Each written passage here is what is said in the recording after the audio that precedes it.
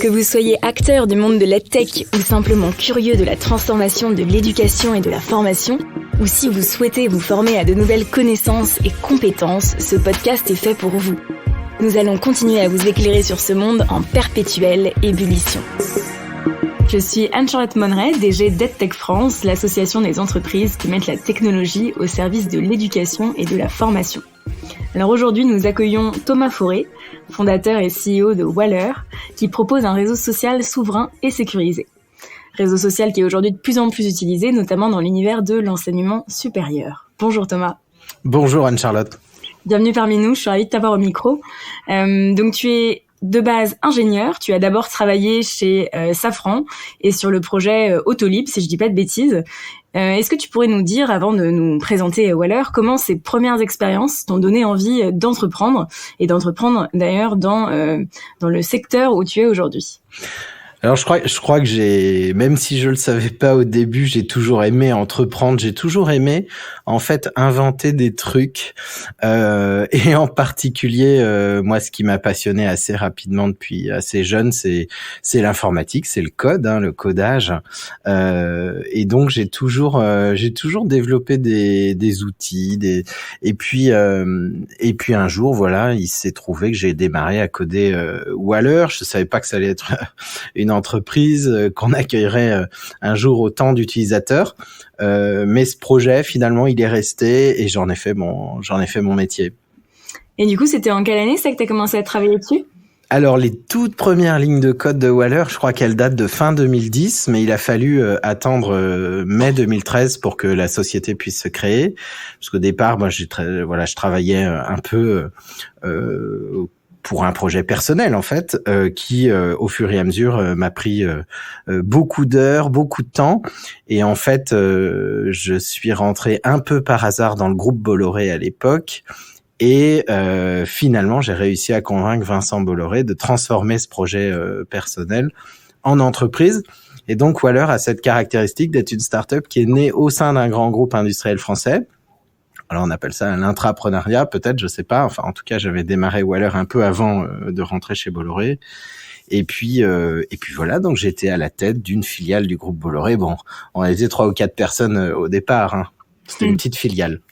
Donc, tu vas revenir sur d'où t'es venue cette idée, parce que inventer un réseau social plus privé, plus sécurisé que ce que nous proposent les GAFAM, c'était quelque chose de précurseur, parce que 2010, donc c'est avant tous les scandales liés à Facebook que l'on connaît bien.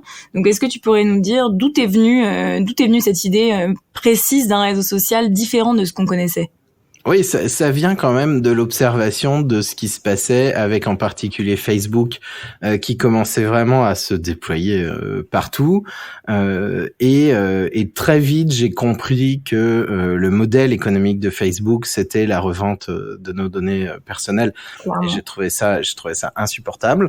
Je trouve toujours ça insupportable, et ça a pris une ampleur vraiment sans commune mesure. Bon, alors comment c'est arrivé ? Alors je raconte souvent, il y a une petite histoire. Alors évidemment, c'est pas la seule raison, mais il y a une petite histoire personnelle et familiale.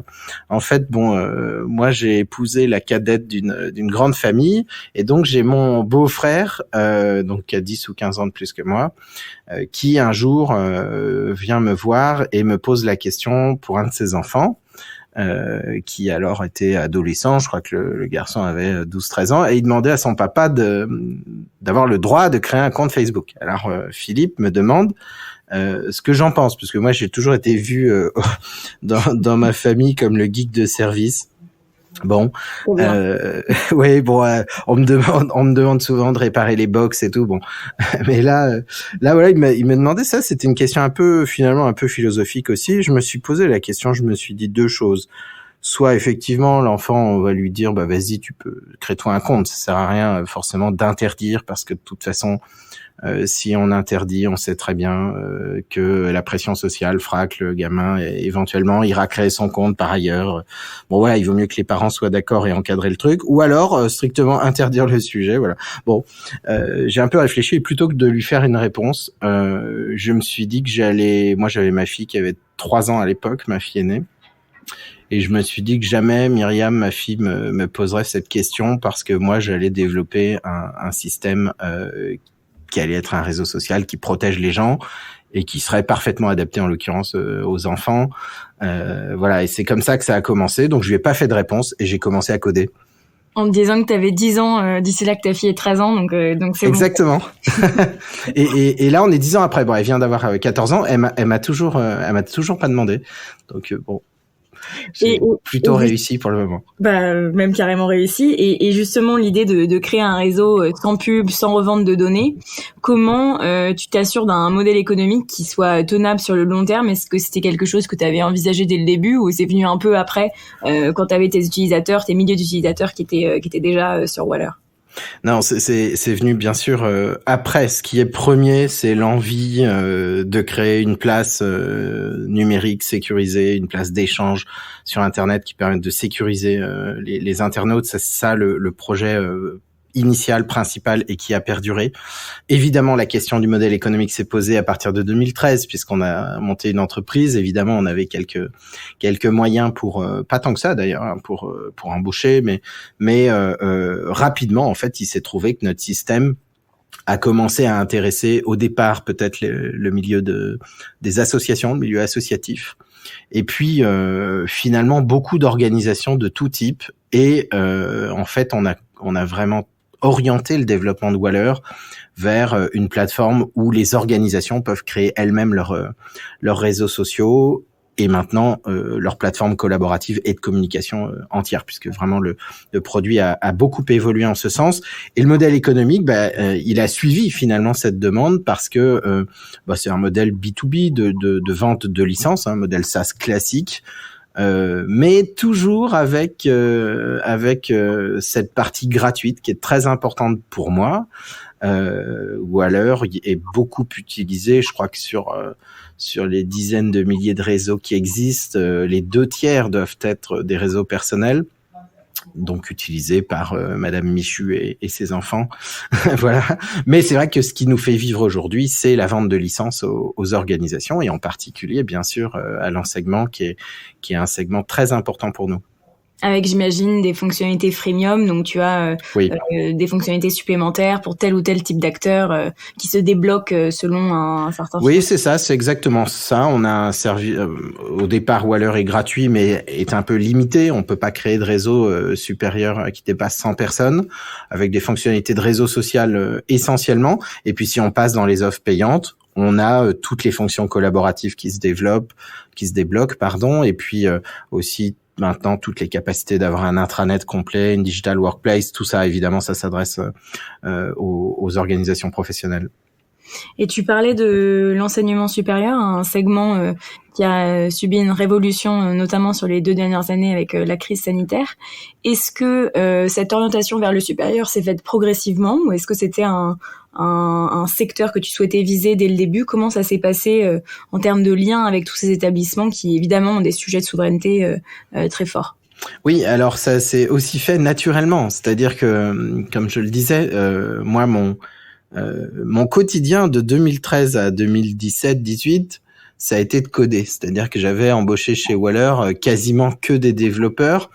Bon, on était un peu des inconscients, c'est-à-dire que oui, on voulait vendre, bien sûr, et je passais une petite partie de mon temps à essayer de vendre la solution, à la vente d'ailleurs, mais on codait, et ça, c'est vraiment, ça a été peut-être notre point faible au départ, c'est-à-dire que on n'avait pas bien pris la mesure de l'importance du marketing, de l'approche de marché, et des forces commerciales, mais à la fois c'est notre point fort parce que ce qu'on a fait pendant tout ce temps, c'est de la R&D, c'est un produit qui est aujourd'hui solide, qui est souverain, qu'on maîtrise parfaitement, qui a beaucoup de fonctionnalités, et en réalité ce produit il a intéressé des personnes naturellement qui ont entendu parler de nous parce que j'essayais quand même de faire connaître Waller un peu dans la presse ou autre. Et un jour est arrivé un monsieur que je respecte beaucoup qui s'appelle Jean-Pierre Berthet qui est un peu le monsieur innovation dans l'enseignement sup. Et Jean-Pierre Berthet à l'époque était le chargé ou directeur du numérique de l'école centrale de Lyon.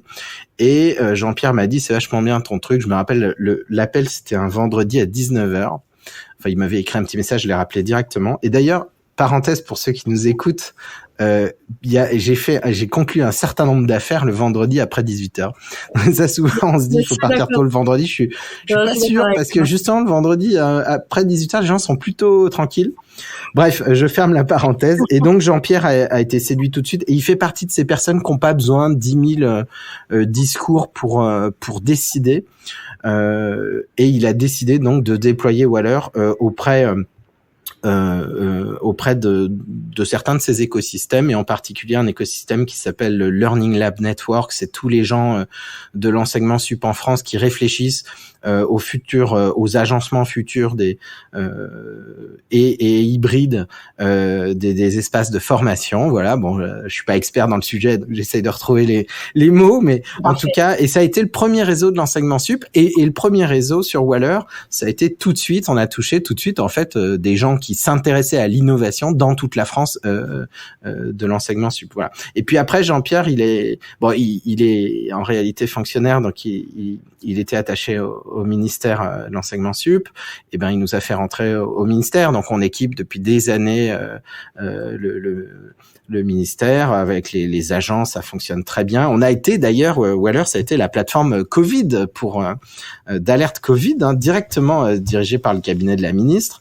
Et je me souviens de ça aussi, dans son dossier de presse de nouvelle année, alors je sais plus, c'est 2021, je crois, eh bien la ministre avait mentionné le réseau Waller, voilà, parce qu'ils avaient évidemment réussi grâce à notre technologie, mais surtout grâce aux décisions qu'ils ont prises, à fédérer tout cet écosystème territorial autour des contraintes liées au Covid, et des problématiques qui ont été permanentes. Et puis après, au fur et à mesure, pour avancer là-dessus, on a intéressé par ces réseaux-là, un certain nombre d'établissements. Un jour, le DSI de l'école polytechnique m'a appelé, même chose, même profil que Jean-Pierre Berthet. Il m'a dit, Thomas, j'ai regardé Waller, écoute, je te passe une commande immédiatement, quoi. Donc ça, c'était quasiment le contrat le plus rapide que j'ai signé. Ça a duré un quart d'heure. Évidemment, il y a beaucoup d'autres affaires qui ont été faites, qui ont pris beaucoup plus de temps. Et aujourd'hui, on est déployé auprès d'une soixantaine d'universités, d'établissements d'enseignement supérieur en Europe, dont la moitié à l'étranger. C'est-à-dire que il y a eu aussi l'année dernière toute une phase de création avec l'Union européenne d'établissements, comment ils appellent ça? Ils appellent ça les universités européennes. C'est des groupements de 8 universités, une dans chaque pays, une dans un pays différent, on va dire. Et on équipe un certain nombre de ces groupements. Voilà, ce qui nous fait aussi connaître en Europe. Et ça, c'est plutôt une bonne chose. C'est une bonne chose, et surtout il y a un vrai enjeu des usages, je trouve, dans le supérieur, où ce sont des telles masses d'étudiants qu'il y a un peu une course à qui est la première solution à être mise en place, parce qu'après il y a quand même une difficulté à changer les choses qui sont en place. Et je sais pas si c'est quelque chose que tu ressens, mais notamment vis-à-vis des GAFAM. C'est vrai que, à mon sens, une des difficultés dans le supérieur, c'est leur manque de flexibilité pour changer quelque chose qui est déjà en place. Mais peut-être que pour toi, c'est différent.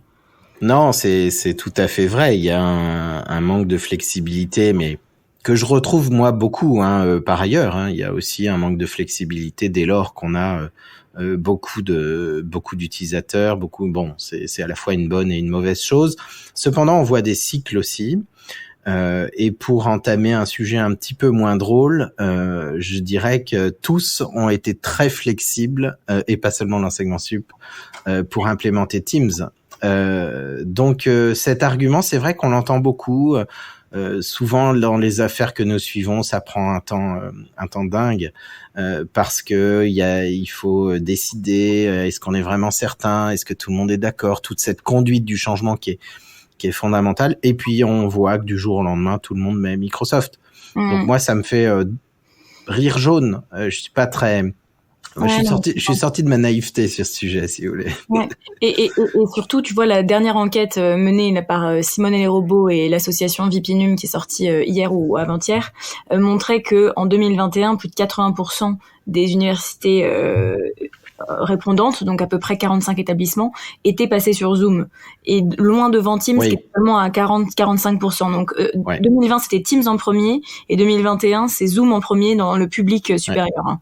Oui, c'est vrai, avec la diffusion des cours, etc. Donc c'est vrai que Zoom a eu un bond aussi fantastique pendant ces périodes de Covid, mais moi je regrette que que les solutions françaises n'aient pas davantage bénéficié de ce bond de transformation. Alors on en a tous bénéficié quand même, hein, c'est-à-dire que pour nous cette période 2020-2021, elle a été quand même formidable. Et je dis on a, c'est-à-dire qu'il y a beaucoup de boîtes du numérique qui en ont profité et qui ont vu leur contrat augmenter, leur chiffre d'affaires augmenter, etc.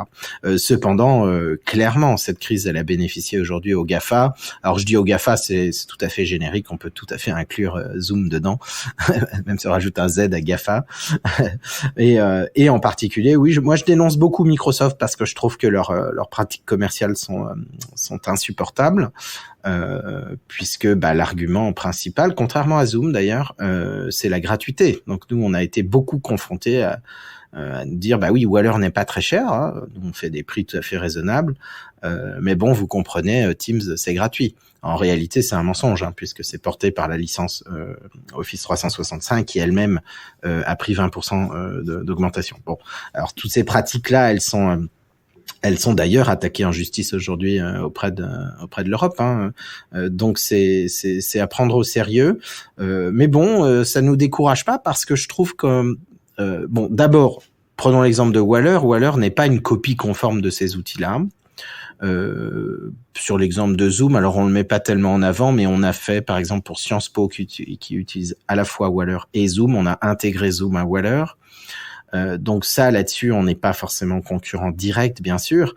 Mais ce que je veux dire, c'est qu'il y a beaucoup de solutions françaises qui ne sont pas des copier-coller des GAFA, des solutions américaines. Je pense que tout l'intérêt, toute la stratégie qui devrait être conduite par les entreprises françaises de façon générale dans les technologies, c'est surtout ne pas reproduire ce qui se fait, et en moins bien forcément parce qu'ils ont beaucoup d'avance aux États-Unis.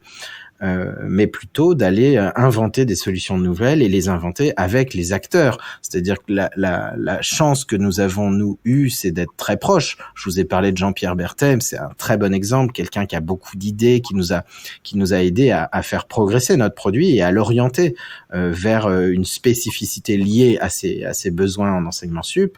Les GAFA ne savent pas faire ça. Ils ne savent pas adapter leurs solutions précisément aux besoins que nous avons, nous, sur nos territoires, qui sont liés à notre spécificité à la fois sectorielle, mais aussi culturelle. Complètement d'accord avec toi. Et justement, sur le segment de l'enseignement supérieur, comment t'expliques le succès de Waller dès le début? Donc, tu parlais évidemment de la proximité avec Jean-Pierre Berthet et d'autres acteurs, mais j'imagine qu'il y a peut-être aussi d'autres facteurs clés de succès. Et surtout, aujourd'hui, en termes de poids dans votre CA, au lendemain de la crise sanitaire, hein, qui a peut-être bouleversé des cartes pour vous, combien ça pèse ce segment de l'enseignement supérieur?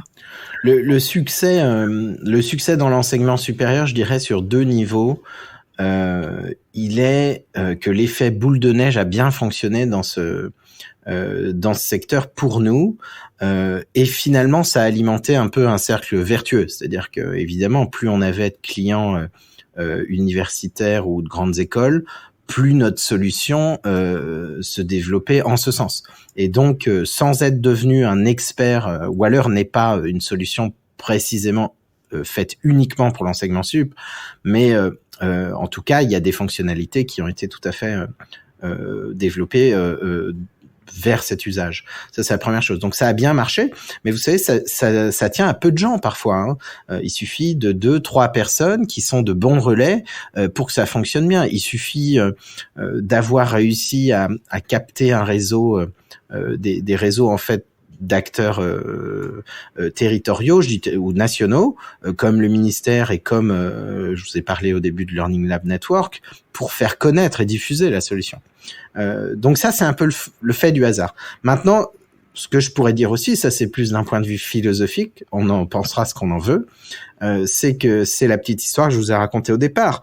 Au départ de Waller, dans cette idée que j'ai, il y a la protection des enfants, des jeunes. Alors là, on parle pas d'enseignement sup, on parle d'enseignement, voire même d'éducation.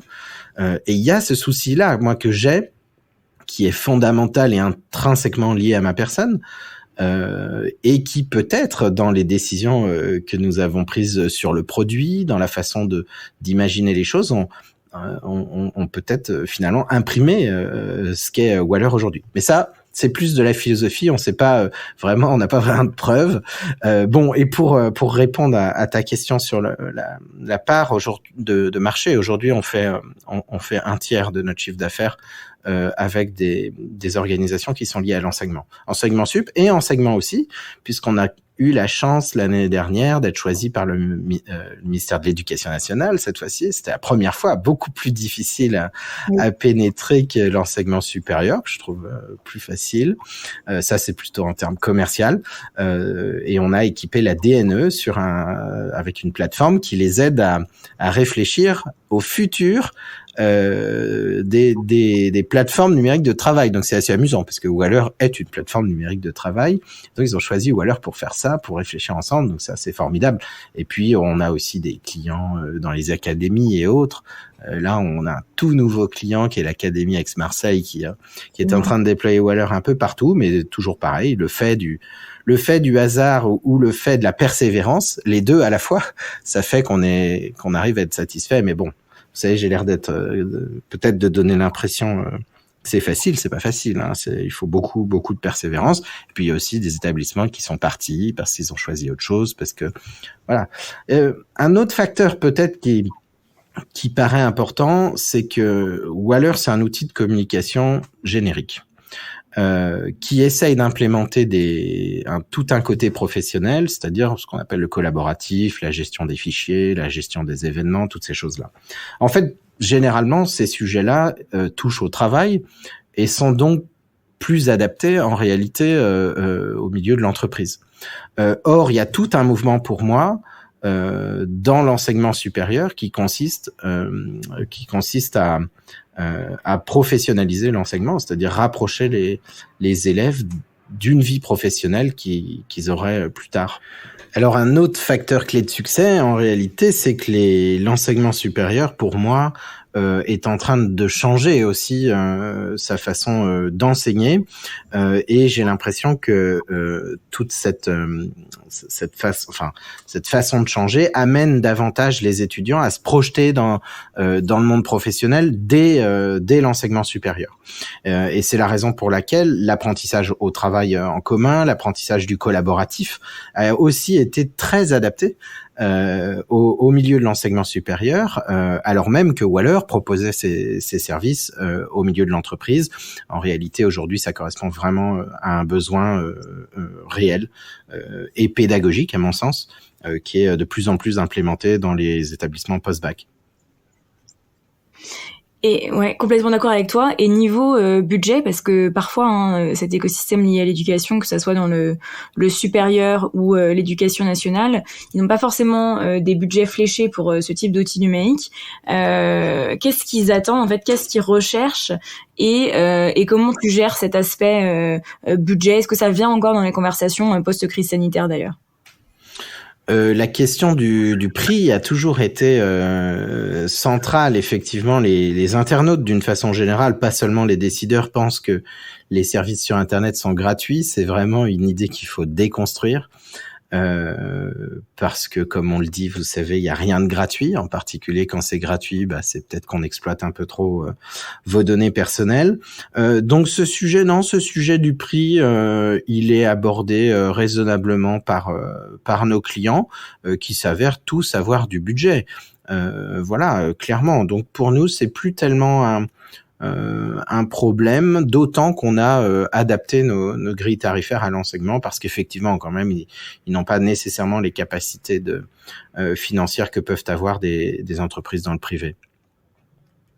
Et est-ce que tu travailles du coup aussi avec l'enseignement privé, parce qu'on parlait beaucoup d'acteurs publics jusqu'à présent? Alors beaucoup moins. On travaille beaucoup moins avec l'enseignement privé. Je dirais pas zéro, parce qu'on équipe quand même un certain nombre d'écoles privées ou de grandes écoles privées, mais le gros de de nos chiffres et de notre fréquentation, c'est quand même l'enseignement public.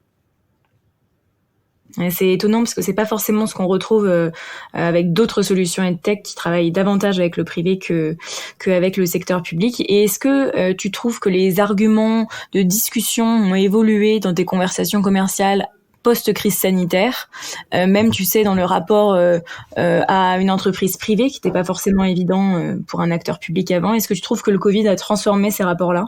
Oui, le Covid a accéléré un grand nombre de choses, en particulier la conscience ou l'émergence de la conscience du fait de l'urgence.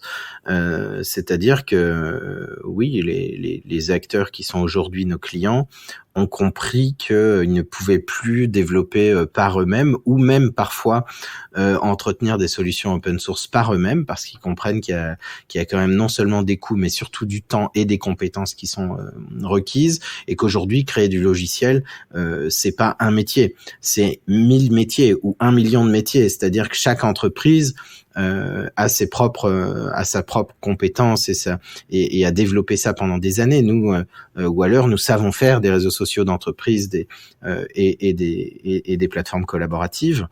Nous ne savons pas faire un million d'autres trucs qui sont nécessaires. Par exemple, nous ne savons pas faire des plateformes de learning, nous ne savons pas faire des objets connectés. Enfin voilà. Parce que chaque technologie est devenue de plus en plus complexe, et en particulier quand il s'agit d'arriver à des niveaux d'ergonomie et d'expérience utilisateur comparables à ce que vivent chaque utilisateur, chaque élève au quotidien avec leurs applications B2C, donc les Facebook, les WhatsApp, etc. Quand il faut arriver à ce niveau de maturité ergonomique, clairement, ça prend énormément de temps. Hein. Si je te parle un petit peu en 30 secondes de notre roadmap de l'année dernière, ça fait 1 an que nous travaillons. 80% de nos efforts chez Waller en développement, en design, ont été sur l'ergonomie. Ça a été la refonte ergonomique. On n'a pas alors certes, on a ajouté quand même des fonctionnalités intéressantes, mais le gros de l'effort, ça a été vraiment une marche passée sur l'ergonomie de la solution. Et ça, faire ça par soi-même, c'est toujours très compliqué. Donc plus de facilité sur cette compréhension-là. Finalement, plus de facilité, je dirais moins de freins sur toute la gestion du changement, qui sont qui évidemment très positives, très positives. Et en termes d'écosystème, on a beaucoup parlé du boom de la EdTech, on parle du chiffre d'affaires du secteur qui dépasse le 1 milliard d'euros en France, les 500 millions de levées en 2021, un peu plus de 500 entreprises, 10 000 emplois. Tu connais les chiffres, mais qu'est-ce que t'en penses toi en termes de maturité, de développement et peut-être aussi de rapport à la souveraineté de manière générale ? Comment tu vois le secteur ? Je pense que le domaine de la EdTech a toujours été le parent pauvre des différentes tech. En termes de volume d'abord, ça a été beaucoup et probablement encore maintenant un nombre d'entreprises d'abord important, mais toutes très petites.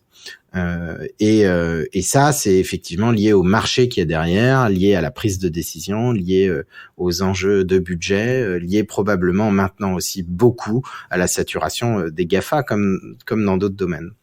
Donc je vois ça évidemment d'un bon œil. La progression, on peut l'avoir d'un bon œil. Cependant, je pense que c'est encore un domaine qui mérite d'être éclairé parce que c'est un des domaines quand même, la EdTech, qui est très très innovant, qui va proposer des outils qui vont coller à des pédagogies, qui vont coller à des usages absolument spécifiques et qui peuvent d'ailleurs, pour moi, le prolongement de toutes les solutions EdTech, c'est clairement aussi toute la formation de façon plus large, la formation dans les entreprises, l'équipement des CFA, etc. Et pourquoi pas des outils liés à l'apprentissage. Et je pense que le domaine en réalité est beaucoup plus large que ce que nous pensons. Ça, c'est plutôt une très bonne chose, mais c'est vrai qu'aujourd'hui, l'attractivité sur ce domaine me paraît plus compliquée que dans d'autres domaines, comme les domaines financiers ou autres. Et c'est vrai que le marché... Ouais.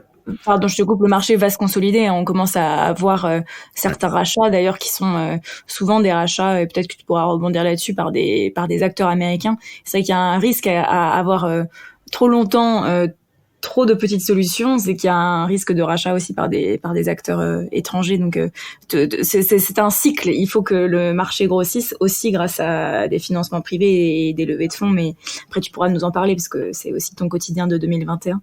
Mais pardon, je t'ai coupé, je te laisse poursuivre là-dessus. Non, je voulais effectivement parler de la souveraineté parce qu'on en parle sans en parler depuis le début, mais je pense que un des leviers aussi dans le secteur public, parce que tu me demandais pourquoi le secteur public plus que le secteur privé, ça a été, et ça c'est un changement depuis, une prise de conscience depuis Covid, c'est le sujet de la souveraineté, le sujet de la protection des données.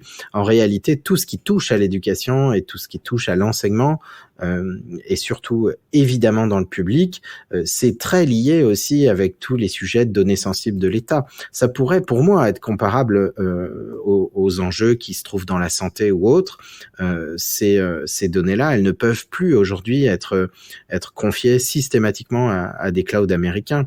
La formation française en France doit rester pour moi un de nos savoir-faire et quelque part être protégée davantage, être protégé plus que on protégerait peut-être d'autres domaines plus publics.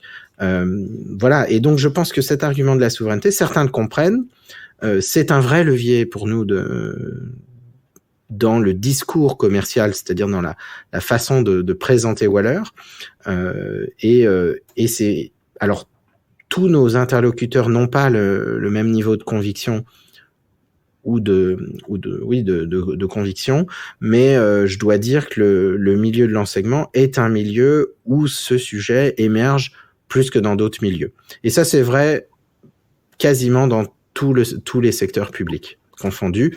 Et donc, nous, évidemment, nous appuyons fortement sur ce sujet, mais pas seulement en disant Waller est souverain, parce qu'il faut encore dire ce que ça veut dire, mais nous, on appuie beaucoup, non seulement sur l'aspect Made in France, ça c'est clair, mais aussi sur l'aspect de la cybersécurité qui pour moi est intimement lié à la souveraineté.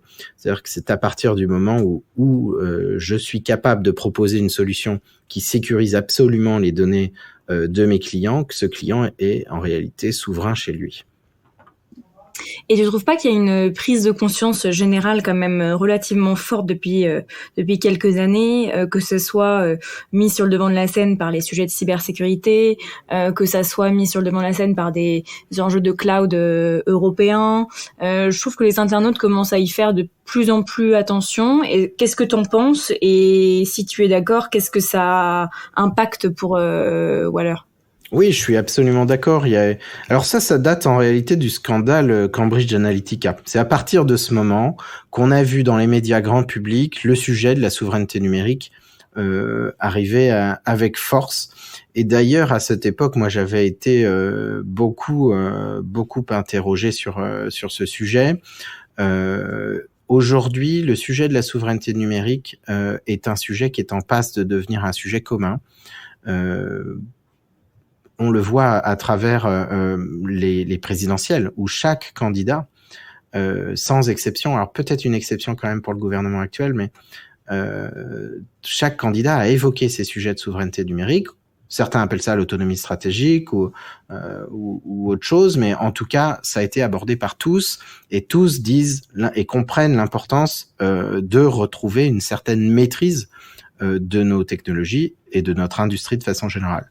Et c'est parti d'où cette prise de conscience, évidemment des scandales des GAFA, puis après, 2 ans plus tard, par les problèmes de pénurie dans la santé, les pénuries de masques et de vaccins qui nous ont montré qu'en cas de crise majeure, eh bien si nous n'avons pas anticipé une certaine autonomie pour la nation, eh bien nous sommes nus. Nous ne sommes pas capables en tout cas avec beaucoup de difficultés, capable de réagir à des crises. Voilà. Et je pense que ce sujet, en corrélation évidemment avec la dépendance de plus en plus flagrante aux GAFA, qui eux-mêmes posent beaucoup de problèmes, à la fois démocratiques, surtout démocratiques d'ailleurs, mais aussi dans la communication, tous les sujets liés autour des fake news, liés autour de la liberté d'expression, liés autour finalement de la modération de ces plateformes.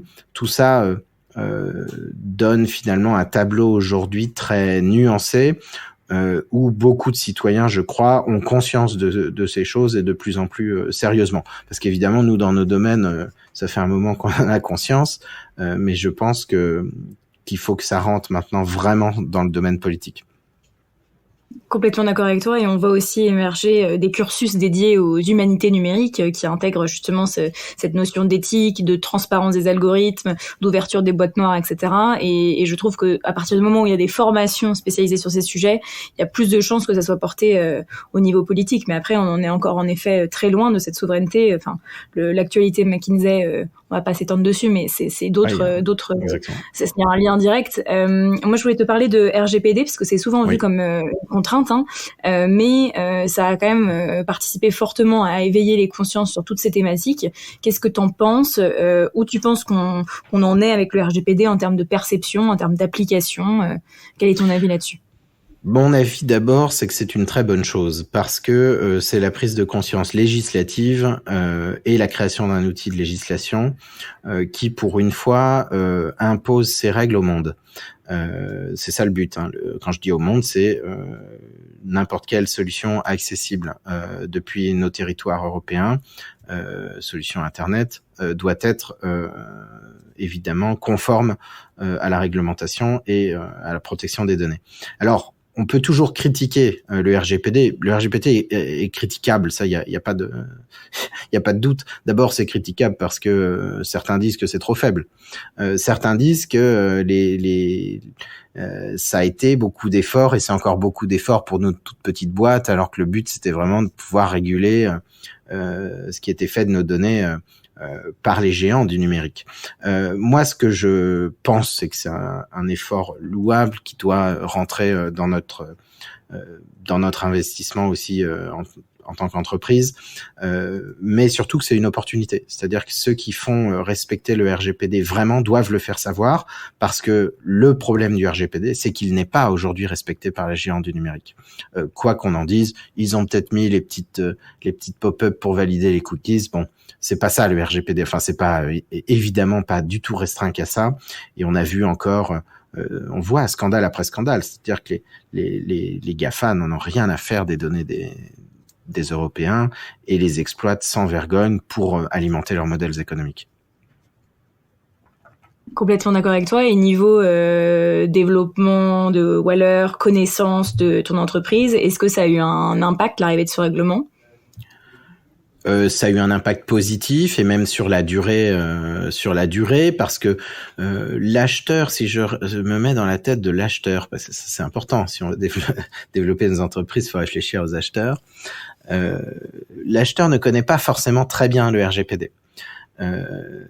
Parce que c'est un règlement complexe qui, en réalité, touche énormément de domaines. Il y a des domaines très, très juridiques qui consistent à avoir, évidemment, des registres de traitement de données, etc. Mais ce que retient l'acheteur, c'est qu'il faut que les données soient en France. Et ça, c'est important parce que ce qu'il y a derrière, il n'y a pas seulement le RGPD, il y a aussi toute la question de l'application des lois américaines sur le territoire mondial, ce qu'on appelle les lois extraterritoriales, et le fait que les données doivent être hébergées, en fait, c'est en Union européenne, mais souvent les gens sont ravis de savoir que le service non seulement est français, mais en plus de ça est hébergé en France. Voilà. Ça, c'est un argument qui a beaucoup compté sur un grand nombre de contrats que nous avons signés. Et je pense il y a aussi un besoin d'évangélisation auprès de l'écosystème. C'est pour ça que la CNIL a lancé un dispositif qui est vraiment très bien, je trouve, qui s'appelle le bac à sable, qui consiste à accompagner de manière pro bono 5 petits projets liés au numérique dans un secteur donné. L'année dernière, c'était la santé et cette année, c'est l'éducation, et avec la volonté d'avoir des cas démonstrateurs des bons usages en termes RGPD à appliquer sur le terrain en couvrant un prisme éducation le plus large possible, donc supérieur, formation initiale, etc. Et je pense qu'il y a aussi un besoin d'évangélisation et d'accompagnement pour que ça puisse être vu comme quelque chose qui soit positif. Je suis complètement d'accord avec toi. Tu viens je te laisse rebondir, mais après je voulais parler de ton livre, mais qui nous permettra d'enchaîner sur ces sujets. Allons-y. Ton livre qui se nomme Après Facebook, rebâtir. J'aime beaucoup ce terme. Est-ce que tu pourrais nous dire pourquoi tu as eu envie déjà de sortir un livre et surtout d'aborder ces thèmes de la manière dont tu les abordes, avec l'idée qu'il peut y avoir un après Facebook, justement. Oui, l'idée de ce livre, elle est double. La première idée, c'est témoigner du parcours que nous avons eu avec Waller, qui est un parcours d'entrepreneuriat absolument génial, absolument aussi semé d'embûches. Et puis, le deuxième enjeu, c'est effectivement exposer ces problématiques, cette fois-ci plus politiques, de souveraineté numérique. Alors, je l'ai appelé après Facebook rebâtir. Pourquoi ? Parce que dans la naissance de Waller, il y avait Facebook dès le départ, comme je te l'ai raconté au début. Et pendant longtemps, on m'a dit, mais tu es l'anti-Facebook français. Bon, donc au départ, c'est assez amusant. On dit quand même, on est comparé à un géant, c'est pas rien, c'est sympa, ça fait plaisir. Et puis après, on se rend compte qu'en fait, être présenté contre quelque chose en permanence, en fait, ça n'a pas que des effets positifs. C'est-à-dire que Waller n'existe pas parce que Facebook existe. Waller n'existe pas contre Facebook. Ce n'est pas un anti-Facebook ni contre Facebook. Et j'ai trouvé cette formule avec un de mes amis. Un jour, il m'a dit, mais en fait, tu fais l'après Facebook. Et j'ai trouvé ça très intelligent parce que à la fois ça dit le positionnement, qu'effectivement c'est un positionnement assumé d'être contre des géants qui nous pillent, mais à la fois un positionnement positif, optimiste et surtout différenciant. Moi, il y a un mot que j'aime pas tellement, c'est quand on dit les alternatives. Alors évidemment, je l'emploie quand même parce que c'est vrai que Waller est une alternative, il faut bien le reconnaître. Mais j'aime pas tellement ce mot parce qu'on a l'impression que c'est on voudrait faire quelque chose de plus petit, c'est un peu gentillet, on fait un truc très éthique, très beau, non, c'est pas du tout l'idée de Waller. On a un projet évidemment très ambitieux, mais qui est très différent de Facebook. Et quand je dis après Facebook, c'est pas le futur. C'est pas l'idée non plus que Facebook un jour puisse complètement disparaître. Bon, après, faut pas non plus se projeter trop loin parce que la techno en étant vraiment qu'au début de l'histoire, c'est 30-40 ans, enfin c'est rien.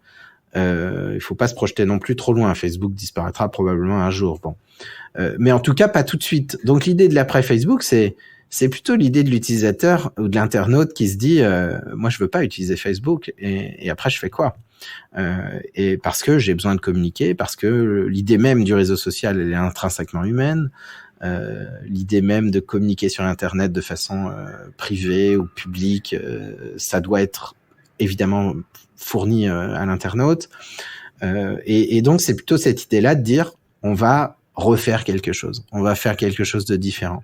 Et quand je dis faire, le verbe est faible et donc le verbe plus fort, c'est bâtir.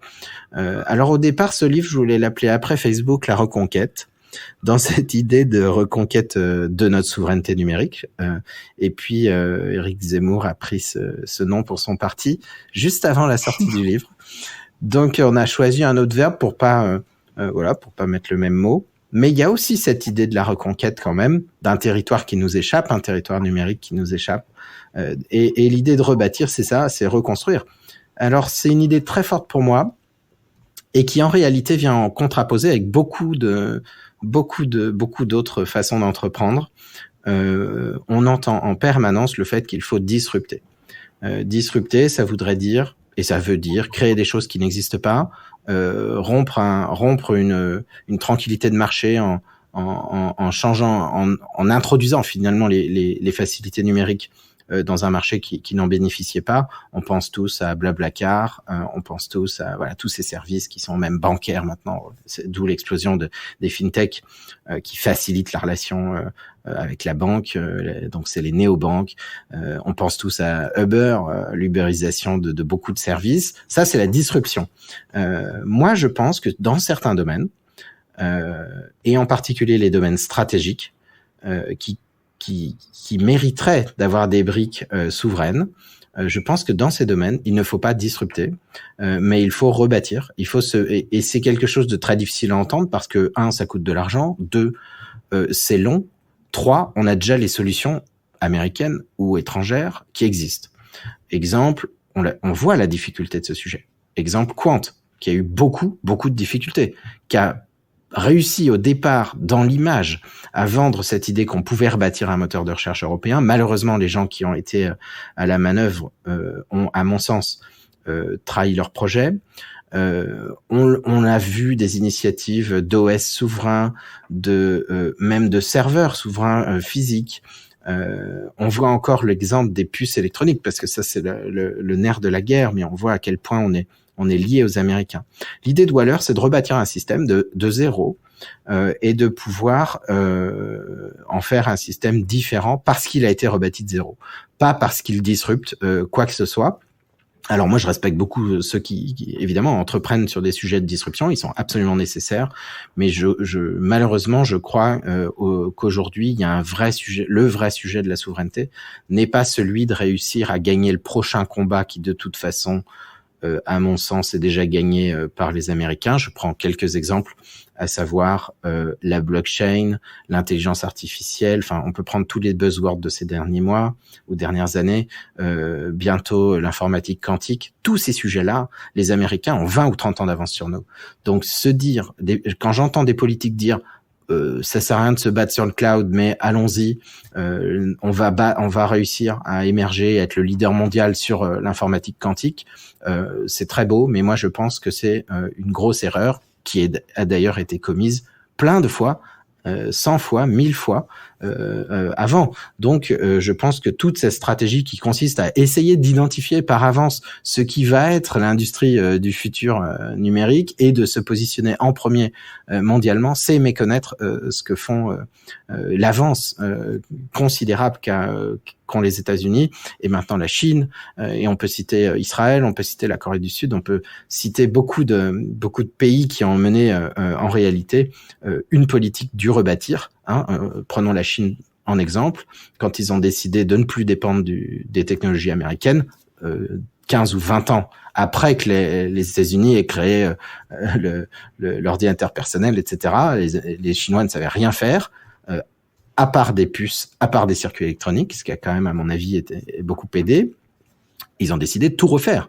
C'est-à-dire qu'ils ont leurs propres réseaux sociaux, leur propre messagerie, leur propre moteur de recherche, et ça leur a pas tant pris tant que ça. Bon, même chose pour la Russie, même si évidemment on peut critiquer toute chose par ailleurs, mais sur la stratégie numérique, ils disposent de leur propre moteur de recherche, leur propre réseau social, et ça, c'est malheureusement les pays que je cite sont des pays totalitaires. Et le seul qui n'est pas totalitaire, c'est les États-Unis en fait. Mais pour moi, c'est la même chose. C'est-à-dire que les États-Unis ont mené et mènent une politique souveraine absolue. C'est-à-dire que pour eux, 75% maintenant de la commande publique va être réservée uniquement aux entreprises américaines, alors que c'était 50% auparavant. Nous, c'est 0%. Donc comme ça, on est tranquille. On est des naïfs. Nous en Europe, c'est un truc incroyable. Voilà l'idée du rebâtir. Rebâtir, c'est une conviction forte que je porte, qui consiste à dire arrêtons de vouloir nous battre sur la future bataille qui est déjà remportée par les autres. Je partage tout ce que tu as dit. Thomas, je vais te poser une dernière question. Tu étais 5 avec tes équipes en 2018. Aujourd'hui, vous êtes 30. Oui. Vous avez levé des fonds en 2021. Vous avez levé 2 millions d'euros, si je dis pas de bêtises. Vous êtes en plein boom. Tu équipes une 60aine d'universités en France et dans toute l'Europe. Tu as plus de 800 000 utilisateurs au total. Les sujets de souveraineté sont dans la campagne présidentielle. Tu fais pratiquement de la politique au final, parce que tu étais sur beaucoup de plateaux télé ces dernières semaines. Tu as même rencontré Cédrico, si je dis pas de bêtises. Tu publies un livre. Si tu devais dire une chose au président ou à la présidente qui sera élu d'ici quelques semaines sur ces enjeux-là, qu'est-ce que ça serait avec toutes les convictions que tu as portées tout au long de l'épisode? Oui, ça serait de prendre conscience que la France a un génie incroyable, a des talents, sait former les gens. Et deuxièmement, la France peut être en Europe un moteur comme elle l'a déjà été, beaucoup sur tous ces sujets technologiques, parce qu'il s'agit pas évidemment de dire la France va tout faire seule, surtout pas.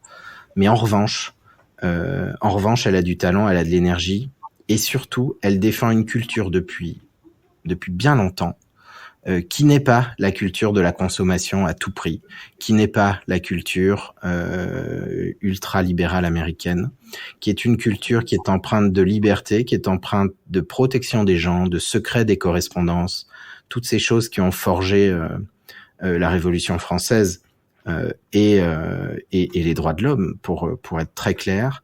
Et cette France, elle peut exister par elle-même. Elle peut être forte, voilà. Et je pense que, d'abord beaucoup. Je suis personne pour parler à l'oreille d'un président de la République, mais simplement, je dirais, faire confiance aux Français. Et faire confiance aux entrepreneurs de la tech. Merci beaucoup Thomas pour cet échange, pour cette vision partagée sur la jeunesse de Waller et le développement de ces fonctionnalités au service d'une souveraineté française et européenne. Merci beaucoup Thomas. Merci.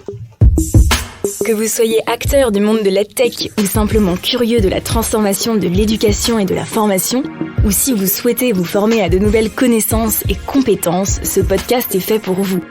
Nous allons continuer à vous éclairer sur ce monde en perpétuelle ébullition.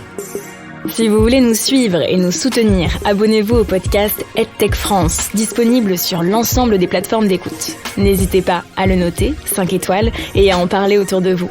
Vous pouvez nous retrouver sur nos réseaux sociaux, LinkedIn, Twitter. Ce podcast vous est proposé par Maxime Maton et l'agence tech et créative Matoons.